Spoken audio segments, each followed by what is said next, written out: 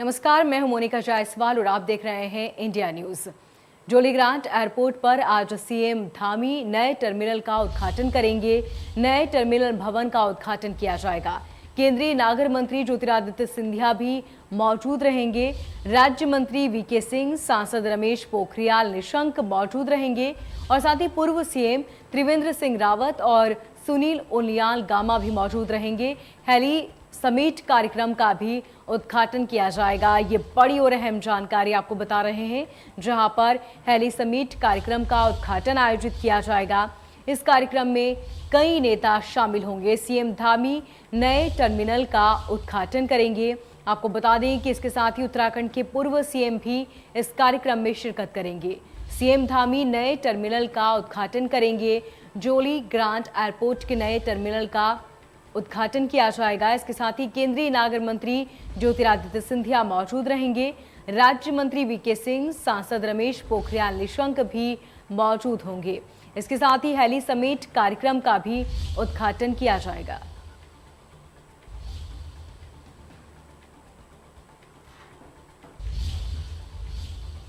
तो वहीं RSS chief Mohan Bhagwat का उत्तराखंड दौरा है। 11 अक्टूबर तक हल्द्वानी में रहेंगे मोहन भागवत। संघ कार्य की गति और विस्तार पर बातचीत करेंगे।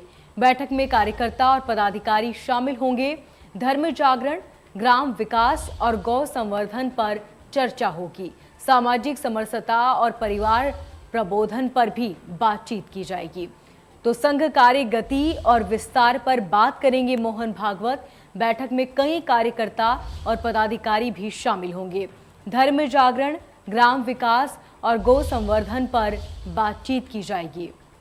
तो ये बड़ी और अहम जानकारी। आरएसएस चीफ मोहन भागवत का उत्तराखंड दौरा है। 11 अक्टूबर तक हल्द्वानी में रहेंगे मोहन भागवत। वहीं प्रधानमंत्री मोदी आज देवभूमि उत्तराखंड के शहर ऋषिकेश पहुंचेंगे। इस दौरान ऋषिकेश एम्स से प्रधानमंत्री मोदी ने 35 राज्यों और केंद्र शासित प्रदेशों में 35 ऑक्सीजन प्लांट का उद्घाटन किया। पीएम मोदी ने कहा कि देवभूमि उत्तराखंड आकर उन्हें नई ऊर्जा और एक नई शक्ति मिलती है। उन्होंने कहा कि जिस क्षेत्र ने योग और आयुर्वेद की शक्ति से जीवन को आरोग्य बनाया, वहां से आज देश भर से अनेक ऑक्सीजन प्लांट का लोकार्पण हुआ है। पीएम मोदी ने कहा कि सामान्य दिनों में भारत में एक दिन में 90 metric ton cusec medical oxygen का प्रोडक्शन होता था, लेकिन कोरोना काल में डिमांड बढ़ने से भारत ने मेडिकल ऑक्सीजन का प्रोडक्शन 10 गुना ज्यादा बढ़ा दिया है। ये दुनिया के किसी भी देश के लिए अकल्पनीय लक्ष्य था, लेकिन भारत ने इसे हासिल करके दिखाया। आपको बता दें कि कल प्रधानमंत्री मोदी ऋषिकेश पहुंचे थे, जहां पर उन्होंने 35 ऑक्सीजन प्लांट का उद्घाटन किया था।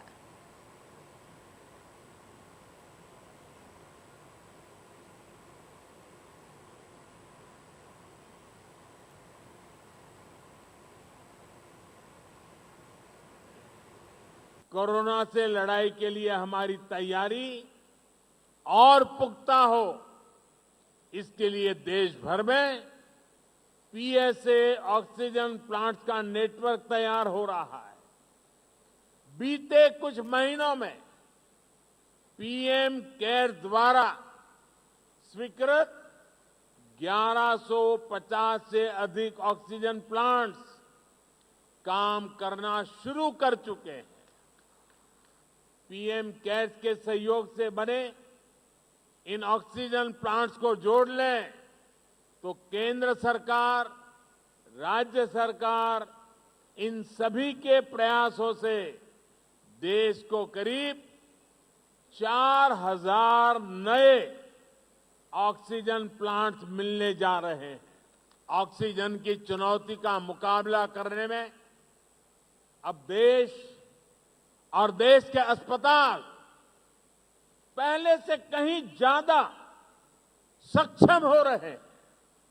साथियों, ये हर भारतवासी के लिए गर्व की बात है कि कोरोना वैक्सीन की 93 करोड़ डोज लगाई जा चुकी है। बहुत जल्द हम 100 करोड़ के आंकड़े को पार कर पाएंगे। पहाड़ हो या रेगिस्तान, जंगल हो या समंदर, 10 लोग हो या 10 लाख, हर क्षेत्र तक आज हम पूरी सुरक्षा के साथ वैक्सीन पहुंचा रहे हैं। इसके लिए देश भर में 1,30,000 से ज्यादा टीकाकरण केंद्र स्थापित किए गए हैं। यहां राज्य सरकार के प्रभावी मैनेजमेंट की वजह से उत्तराखंड भी बहुत जल्द 100% पहली डोज का पड़ाव पूरा करने वाला है। गरीबों को पक्का घर हो, बिजली, पानी, शौचालय और गैस कनेक्शन हो, 80 करोड़ से अधिक लोगों को मुफ्त राशन हो, किसानों के बैंक खाते में सीधे हजारों करोड़ रुपए भेजने हो, पेंशन और बीमा की सुविधा हर भारतीय तक पहुंचाने के प्रयास हो, जनहित के ऐसे हर लाभ इसी वजह से तेजी से सही हकदार तक पहुंचे। प्रधानमंत्री मोदी ने ऑक्सीजन प्लांट के उद्घाटन के दौरान अपने सफर को याद किया। पीएम ने गुजरात से दिल्ली तक के सफर को याद करते हुए कहा कि आज ही के दिन 20 साल पहले उन्हें जनता की सेवा करने का दायित्व मिला था, लेकिन जनता के बीच में रहकर जनता की सेवा का सफर तो कई दशक पहले शुरू हो चुका था। पीएम ने कहा कि आज से 20 साल पहले उन्हें गुजरात के मुख्यमंत्री के रूप में नई जिम्मेदारी मिली थी। उन्होंने कहा कि उत्तराखंड का गठन साल 2000 में हुआ और इससे कुछ ही महीनों बाद 2001 में उनकी राजनीतिक यात्रा शुरू हुई। पीएम ने कहा कि जनता के आशीर्वाद से पहले मुख्यमंत्री और बाद में प्रधानमंत्री के पद तक पहुंचना, इसकी कल्पना भी उन्होंने कभी नहीं की थी। 20 साल की ही अखंड यात्रा अपने 21वें वर्ष में प्रवेश कर रही है और ऐसे महत्वपूर्ण समय में उस धरती पर जाना जहां उन्हें निरंतर स्नेह और प्रेम मिला है, वहां आना वे अपना सौभाग्य समझते हैं।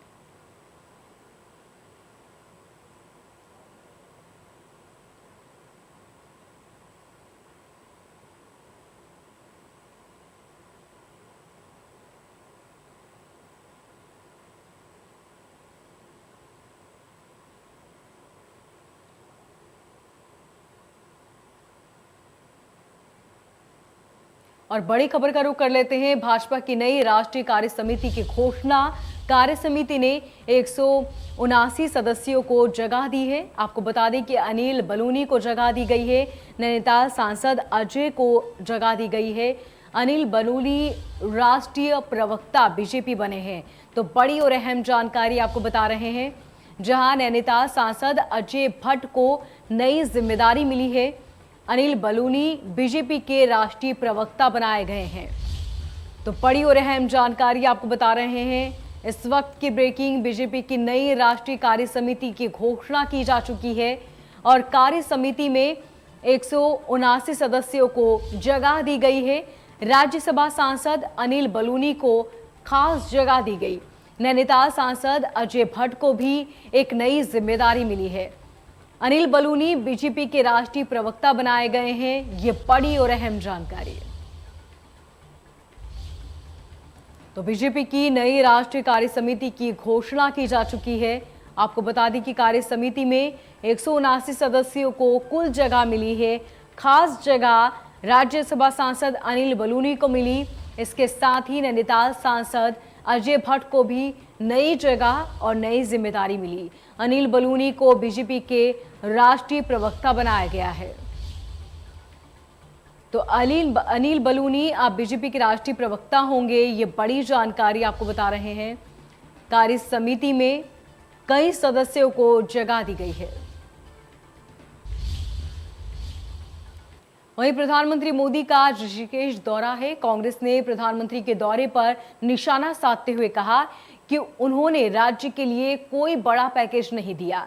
उनसे उम्मीद थी कि बेरोजगारों के लिए सड़क और विकास के लिए पैकेज की घोषणा करेंगे, लेकिन लोगों को निराशा ही हाथ लगी।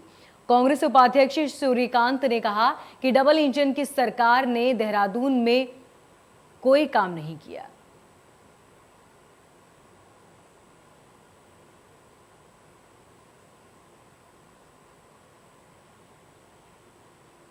वहीं मसूरी पहुंचे आप पार्टी के प्रदेश प्रवक्ता नवीन ने पीएम के उद्घाटन उत्तराखंड दौरे को लेकर राजनीति से प्रेरित बताया और पुष्कर सिंह धामी पर भी जमकर हमला बोला।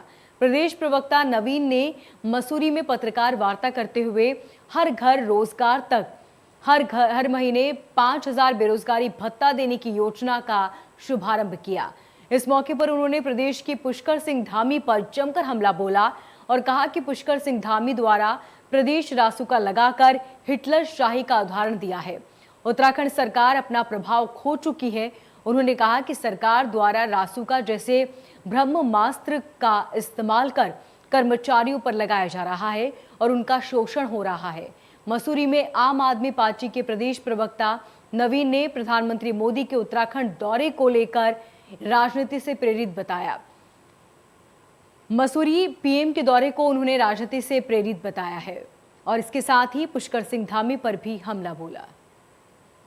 यहाँ पर आए हैं अपनी राजनीतिक उपस्थिति को दर्ज करने। मैं ये बताना चाहता हूँ कि क्या स्थिति आ गई कि भारत के प्रधानमंत्री, क्या सम्मानित पद होता है भारत के प्रधानमंत्री का, एक अपना रुतबा होता है पूरे विश्व में। आज वो यहाँ पर एक छोटे से ऑक्सीजन प्लांट का उद्घाटन करने आए हैं। कल को हो सकता है वो शिविर का उद्घाटन करने भी यहाँ पर आ जाए। जिस प्रकार की स्थिति आ रही है तो इसमें आप देख सकते हैं कि प्रधानमंत्री पद की एक गरिमा होती है। आज मैं बहुत गंभीरता के साथ इस बात को माननीय मोदी जी तक पहुँचाना चाहूँगा। उनसे आग्रह करूँगा कि आपने अपनी गरिमा को खो दिया है। आप भारत के प्रधानमंत्री के रूप में अपने आप को स्थापित नहीं कर पा रहे हैं। आज केवल भारतीय जनता पार्टी के प्रधानमंत्री के तौर पर आप स्थापित हो रहे हैं। इसलिए जगह जगह केवल चुनावी मोड में जाके किसी तरह से पार्टी को जिताने का प्रयास कर रहे हैं, लेकिन यहाँ पर इस बार आपकी पार्टी जीतने वाली नहीं है।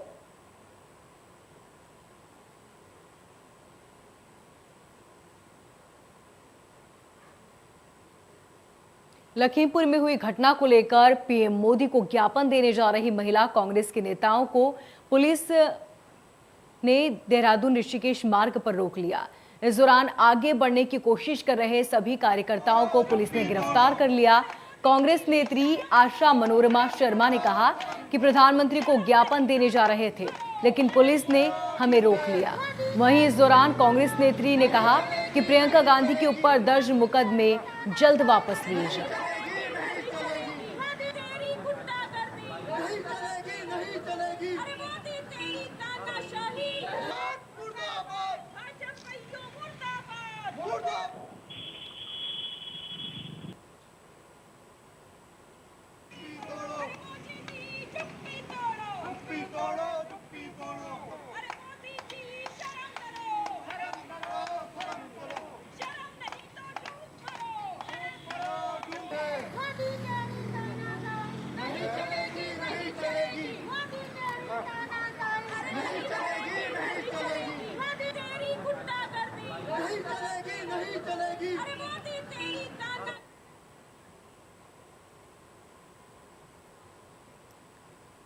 इस बुलेटिन में फिलहाल इतना ही। लगातार खबरों को जानने के लिए देखते रहिए इंडिया न्यूज़।